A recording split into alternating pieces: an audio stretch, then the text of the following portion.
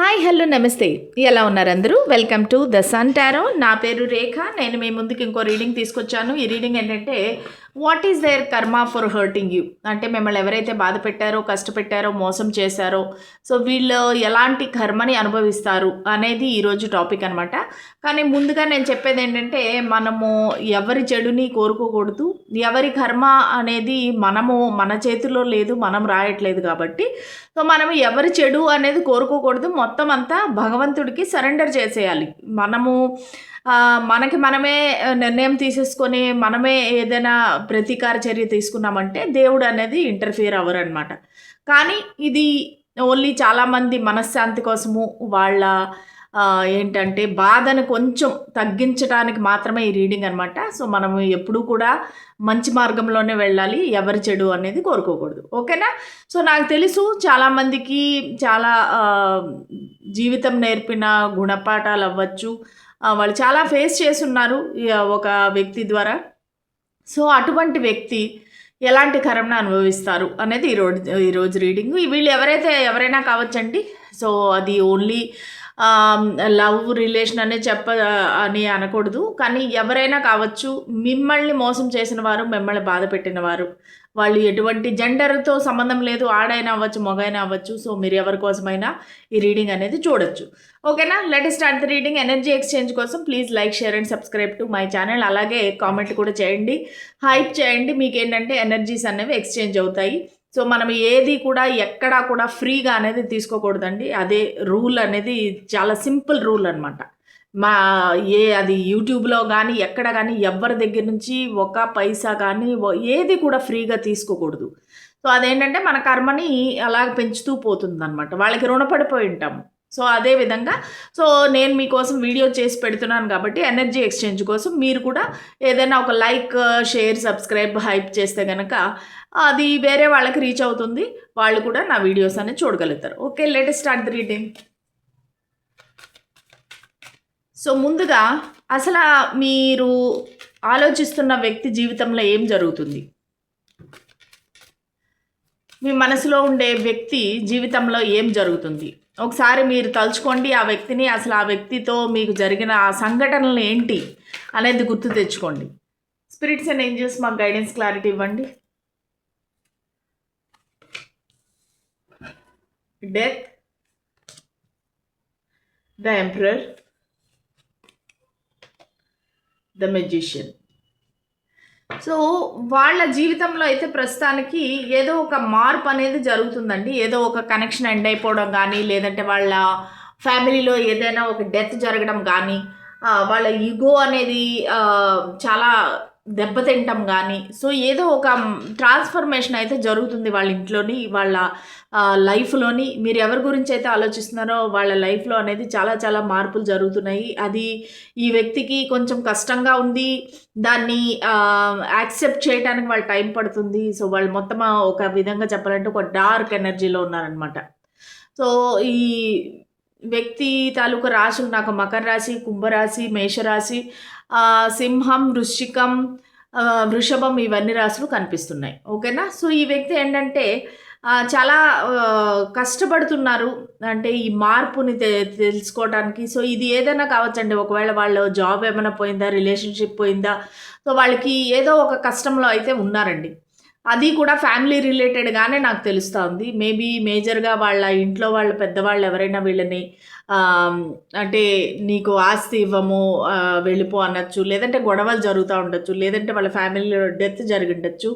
So ఈ విధంగా వాళ్ళకి చాలా ప్రాబ్లమ్స్ అనేవి ఇక్కడ కనబడుతున్నాయి. ప్లస్ ఆఫీస్లో కూడా వాళ్ళకి జాబ్ పోయి ఉండొచ్చు, లేదంటే ఒక పొజిషన్ అనేది చేతికి వచ్చినట్టే వచ్చి ఆ ప్రమోషన్ అనేది చేజారిపోయి ఉండొచ్చు. సో వీళ్ళకి ఏంటంటే ఇవన్నీ కూడా చాలా కష్టంగా ఉన్నాయి. ఈ ఒక రీబర్త్ అనేది వాళ్ళు యాక్సెప్ట్ చేయాలి. పాత విషయాలన్నీ మర్చిపోయి ముందుకు సాగాలి అంటే వాళ్ళకి కష్టంగా ఉంది. మార్పు అనేది చాలా కష్టంగా ఉంది. సో వాళ్ళు మేనిఫెస్ట్ చేస్తున్నారు, తనకు నచ్చిన జీవితం రావాలి, తను కోరుకున్నవన్నీ తన లైఫ్లో జరగాలి అనే ఒక ప్రాసెస్లో ఉన్నారు. సో ప్రస్తుతానికి మీ వ్యక్తి యొక్క ఎనర్జీ ఎలాగుంది, ఇంట్లో పెద్దవారికి ఏదైనా ప్రాబ్లం ఉండొచ్చు, వాళ్ళ తండ్రి కానీ తండ్రి స్థానంలో ఉండేవారు కానీ ఎవరో వీళ్ళని కంట్రోల్ చేయటం కానీ లేదంటే వీళ్ళని ఏదైనా తిట్టడం కానీ వాళ్ళ ఇంట్లోంచి వెళ్ళగొట్టడం కానీ ఏదో ఒక విషయం అయితే జరిగింది. సో దాన్ని వాళ్ళు యాక్సెప్ట్ చేయలేకపోతున్నారనమాట. సో అది ఈరోజు మనకి తెలిసిన ఎనర్జీ, వాళ్ళ జీవితంలో ఏం జరుగుతుందనేది మనకిప్పుడు తెలిసింది. సరే ఇప్పుడు చూద్దాము, ఇవి ఇట్లా పెడతాను.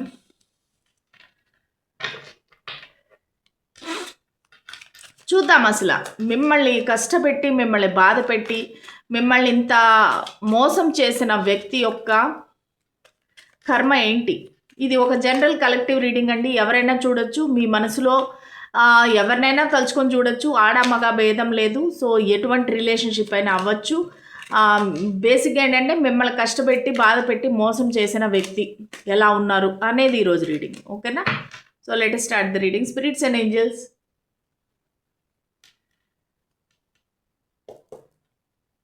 మాకు గైడెన్స్ క్లారిటీ ఇవ్వండి. 5 of swords, 7 of wands, 6 of swords, 10 of swords, the lovers, bottom of the deck 2 of cups. So ఇక్కడ చూస్తే వాళ్ళ లవ్ అండ్ రిలేషన్షిప్ ద్వారానే వాళ్ళకి ఎండింగ్ అనేది జరిగిందండి. చాలా కష్టంలో ఉన్నారు, వాళ్ళు చాలా బాధలో ఉన్నారు, అదైతే కనబడతా ఉంది.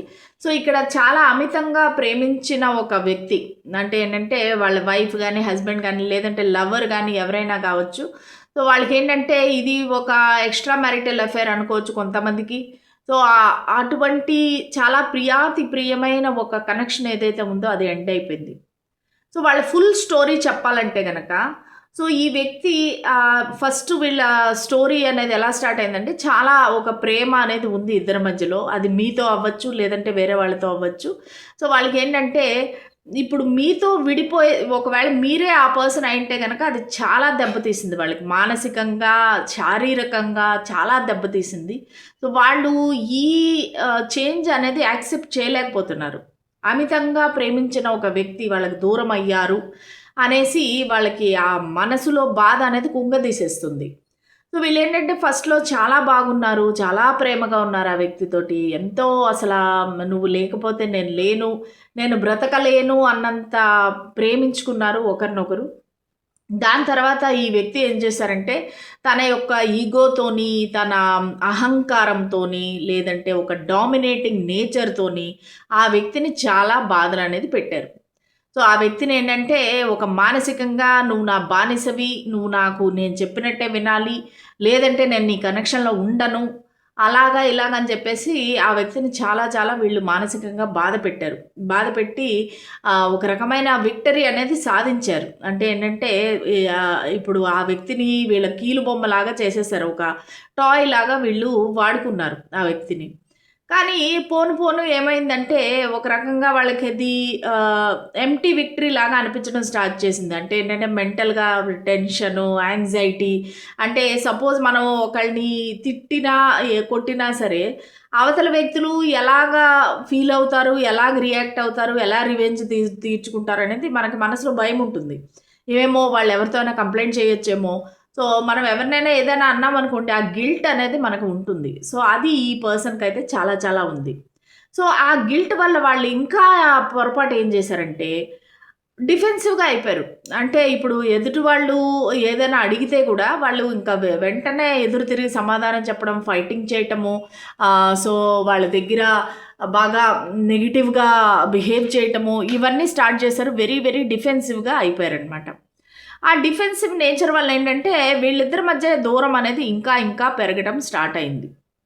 సో ఆఖరికి ఏమైపోయిందంటే ఈ వ్యక్తికి మైండ్ కొంచెం డిస్టర్బ్ అయిపోయి నేను దూరంగా వెళ్ళిపోతాను అన్నట్టుగా దూరంగా వెళ్ళిపోయారనమాట. వాకవే చేసేసారు.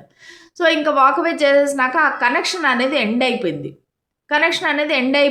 సో వీళ్ళకి ఏంటంటే ఒక రకంగా బాధ, ఒక రకంగా అవమానము, నేను ఓడిపోయాను అనే యొక్క ఇది పెయిన్ అనేది వాళ్ళకి ఖచ్చితంగా వాళ్ళ జీవితంలో అయితే ఇప్పటికీ కూడా కనిపిస్తూ ఉంది. సో దానివల్ల ఏంటంటే వాళ్ళు యాక్చువల్గా ఒకరే కాదు, వాళ్ళ లైఫ్లో ఇద్దరు ఉన్నారనమాట. సో ఒకరు వాళ్ళకి కమిటెడ్ పార్ట్నరు, అలాగే ఇంకొక రొమాంటిక్ పార్ట్నర్ ఉన్నారనమాట. సో ఆ రొమాంటిక్ పార్ట్నరు తో వీళ్ళకి ప్రస్తుతానికి ఒక రకంగా చెప్పాలంటే అక్రమ సంబంధం అనొచ్చు, ఎక్స్ట్రా మ్యారిటల్ అఫైర్ అనొచ్చు. సో వాళ్ళు ఒక తప్పు దారిలో అనేది పడిపోయారనమాట. సో ఇప్పుడేంటంటే వీళ్ళకి అమితంగా ప్రేమించి, నమ్మి ఇంతకాలం ఉన్న వ్యక్తితో వాళ్ళకి ఎడబాటు అనేది వచ్చింది. ఇద్దరు విడిపోయారనమాట. సో విడిపోయి ఆ బాధతో ఆ పంతంతో ఈ వ్యక్తి ఎలాంటి వ్యక్తి అంటే చాలా ఈగో ఉంది, చాలా పట్టుదల, పంతం, ఒక ఛాలెంజ్‌గా తీసుకుంటారు ఏ విషయాన్నైనా సరే. సో ఆ విధంగా వాళ్ళు ఒక తప్పుదారిలో నడుస్తున్నారు. ఆ తప్పుదారిలో నడవడం వల్ల వాళ్ళ ఫ్యామిలీ వాళ్ళు ఈ వ్యక్తిని సపోర్ట్ చేయలేదు. సో దానివల్ల ఇప్పుడు వాళ్ళు మేబీ ఇంట్లోంచి వాళ్ళు తరిమేసి ఉండొచ్చు, లేదంటే ఈ వ్యక్తే వాళ్ళతో ఫైట్ చేసి బయటికి వెళ్ళిపోయి ఉండొచ్చు. సో వాళ్ళ మైండ్ అయితే ప్రస్తుతానికి అస్సలు బాగలేదు. ప్లస్ వాళ్ళకి పరువు నష్టము, అన్ని రకాల బాధలు అనేవి వాళ్ళ జీవితంలో చూస్తున్నారు. బేసిక్‌గా వాళ్ళు ఒక చెడ్డ మార్గంలో వెళుతున్నారు. వాళ్ళ మైండ్‌కి అనేది ఒక క్లారిటీ లేదు. వాళ్ళు ఏం చేస్తున్నారు అనేది వాళ్ళకి క్లారిటీ లేదు.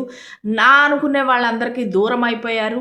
ఒంటరితనం అయితే అనుభవిస్తున్నారు. ఒంటరిగా సింగిల్‌గా పోరాడుతున్నారు. ఈ సమాజంలో మనము నిలబడాలి అంటే మనకి ఏదో ఒక సపోర్ట్ ఉండాలి. ఒక ఫ్యామిలీ సపోర్ట్ అనేది ఖచ్చితంగా ఉండాలి. ఒక ఫ్యామిలీ లేదంటే ఇంకా మనము చాలా కష్టం బతకడము, సర్వైవ్ అవ్వటం అనేది చాలా కష్టం. ఎందుకంటే అనే మనుషులు లేకపోతే మనల్ని సపోర్ట్ చేసేవాళ్ళు ఎవరు ఉండరు మన కష్టకాలంలో. ఇదే ఈ వ్యక్తికైతే జరుగుతూ ఉందన్నమాట. సో దానివల్ల ఏంటంటే వాళ్ళకి చాలా మెంటల్ టెన్షను, యాంగ్జైటీ, ఇంకా అసల అంటే వాళ్ళు ఏ పని మీద కాన్సంట్రేషన్ పెట్టలేకపోవటము, ఆఫీస్ వర్క్‌లో కూడా డిస్టర్బెన్సు, పరువు నష్టము, ఎక్కడ చూసినా అందరూ పాయింట్ అవుట్ చేసి చెప్పడము, నువ్వు నీదే తప్పు, నువ్వు చేసింది తప్పు, నువ్వెందుకు పనికి రావు అన్నట్టుగా వాళ్ళు అవన్నీ అవమానం పడుతున్నారు, అపనిందలు పడుతున్నారు. సో ఇది వాళ్ళు మీకు మానసికంగా క్షోభ పెట్టిన ఈ మనుషులు ఈ రకమైన కర్మ అనేది ఫేస్ చేస్తున్నారు. సో ఇది ఎంతవరకు ఎవరికి రెజొనేట్ అయిందనేది కామెంట్ సెక్షన్‌లో తెలియజేయండి. ఓకే. మళ్ళీ రేపటి రీడింగ్‌లో కలుద్దాం. అంతవరకు సెలవు. బాయ్.